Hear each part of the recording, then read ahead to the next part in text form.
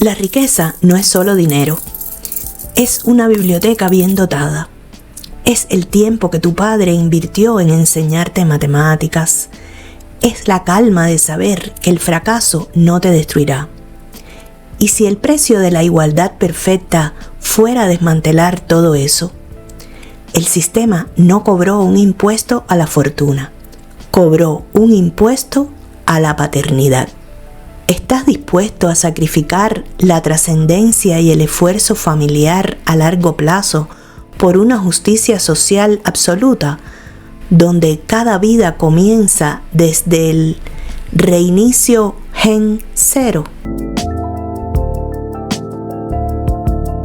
Antes de la ley, la desigualdad era una enfermedad hereditaria. Los hijos de los exitosos heredaban fortunas, redes de contacto y el conocimiento acumulado de generaciones. Los hijos de los pobres heredaban la lucha, la deuda y un punto de partida 5 kilómetros detrás de la línea de salida.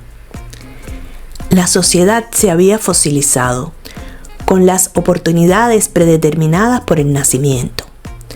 Nuestra protagonista es la doctora Elena Soria. Para ella, esta injusticia no era una estadística. Era el rostro de su padre, un genio olvidado, cuyo socio, un hombre mediocre de una familia poderosa, les robó el trabajo de su vida y murió célebre. Elena no midió la desigualdad, la vio consumir a su padre en una lenta amargura. Su convicción no nació en un laboratorio, sino en el juramento silencioso que hizo junto a una tumba. Destruir el pasado para que nadie más tuviera que heredar un futuro robado. La solución fue radical. La ley de reinicio gen 0. Esta ley prohibía la transferencia de cualquier ventaja no ganada. La riqueza, el estatus social e incluso las ventajas educativas y laborales de los padres no podían ser transferidas a los hijos. Todos los recién nacidos comenzaban con capital monetario y oportunidades idénticas. Fue el acto legal más audaz de la historia, la abolición del legado. La doctora Soria fue la arquitecta y ese día vio cómo se quemaban las cadenas invisibles de la historia. Los resultados iniciales fueron asombrosos. Se logró la meritocracia pura. La creatividad y la movilidad social se dispararon. Los hijos de antiguos mineros inventaron tecnologías que sus padres jamás soñaron. Las viejas dinastías se desmoronaron. La doctora Soria miraba a su hija Ania crecer sabiendo que su éxito sería enteramente suyo, no una sombra de su madre. La sociedad era más justa, más dinámica y más vibrante. El esfuerzo, por fin, garantizaba una oportunidad de éxito, sin importar el apellido.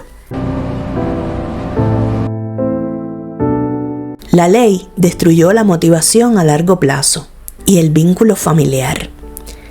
Los padres de alto rendimiento, sabiendo que su esfuerzo no beneficiaría a sus hijos, redujeron su productividad al mínimo necesario para su propia vida. ¿Para qué sacrificar el presente si tu legado es nulo? Las grandes obras de la civilización, el arte, la ciencia fundamental, requerían décadas de esfuerzo familiar silencioso, bibliotecas, apoyo emocional incondicional. Pero bajo esta ley, ese sacrificio se volvió inútil. La ley que iba a impulsar el progreso llevó a un estancamiento cultural y educativo en la élite. La paradoja era cruel. La igualdad había matado el propósito trascendente.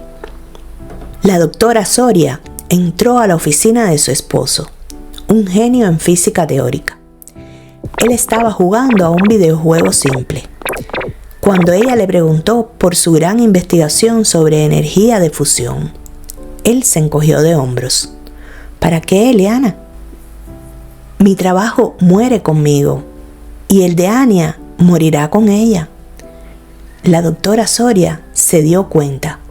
Había creado una sociedad de huérfanos del tiempo, cada uno viviendo solo para sí mismo.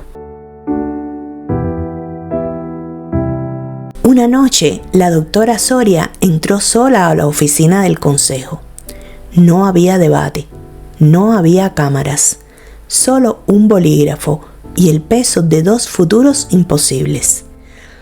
Con el trazo de una firma, traicionó su propia ley, el trabajo de su vida. Anuló el gen 0 para una sola persona, su hija Anya. Le entregaba su red, sus recursos, su legado. A la mañana siguiente, entró al laboratorio sosteniendo el decreto, la prueba de que había sacrificado la justicia universal por ella. Pero Anya ya no estaba trabajando.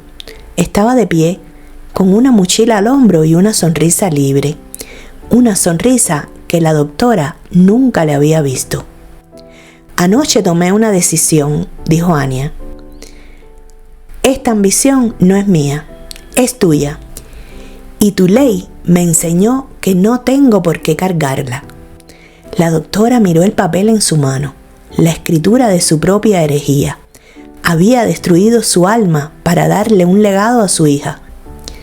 Solo para descubrir que la hija, el mundo perfecto que había creado, no lo quería. A veces, al buscar la justicia, destruimos el propósito.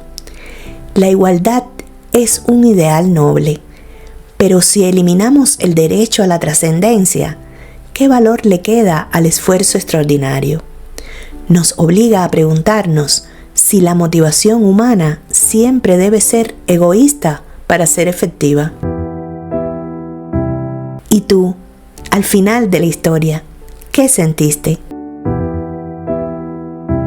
Si esta historia te movió y te hizo reflexionar, suscríbete para no perderte la próxima.